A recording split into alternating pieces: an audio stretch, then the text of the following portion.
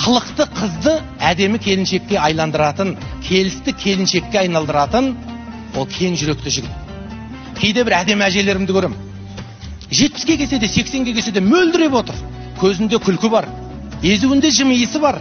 Жан-жағына шуақ шашып отырған әжемді көрген кезде, ақсақал, атам жақсы болған екен ғой деп риза болам. Әйелді тоздырып жіберуден оңай нәрсе жоқ. Әйел адамды 3 күн ұрыссаң, 4-ші күні салбырап 5 жасқа қартайып кетеді. Ал әйел адамды еркелетіп, әйел адамның жанына шуақ шашып отыратын болсаң, ол қайырлы болатын болса, ол ізгі болатын болса, ерінің мәртебесін асыруға жанын салады әйел адамдар.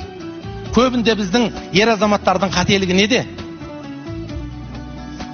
Әйелдеріне бір рет күлдіріп, бір рахат көңіл күй сыйлап қояды да, соны бір аптаға жетеді деп ойлайды. Немесе таңертең ғана керемет болып отырың, саған не болды кешке деп жаңа тисе бастайды.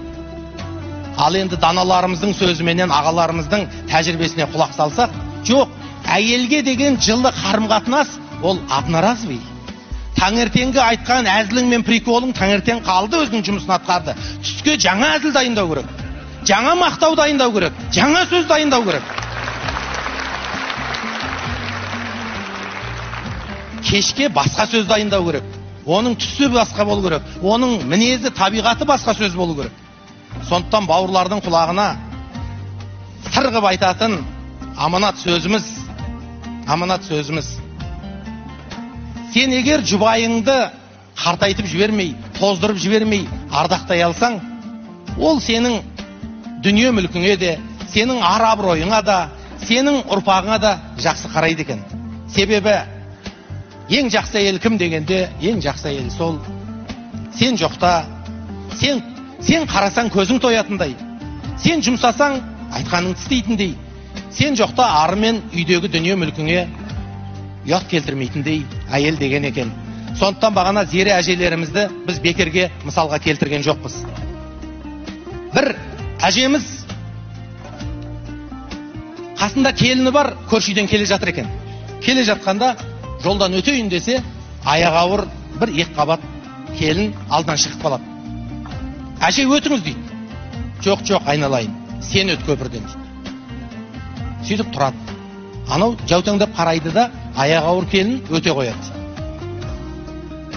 Сәл уақыт өткеннен кейін келін сұрайды енесінен. Апа, сондай келін сіздің де қасыңызда келе жатыр ғой? Оған неге жол бердіңіз дейді. Сонда айтады, шырағым дейді. Көріп тұрсың ғой, аяғы ауыр екен дейді. Мүмкін оның ішінде бір ер азамат жатқан шығар дейді. Ол ер азамат ертең елдің тізгінін ұстайтын шығар дейді.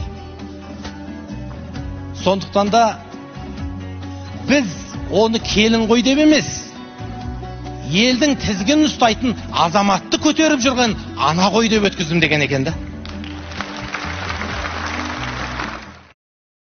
抖音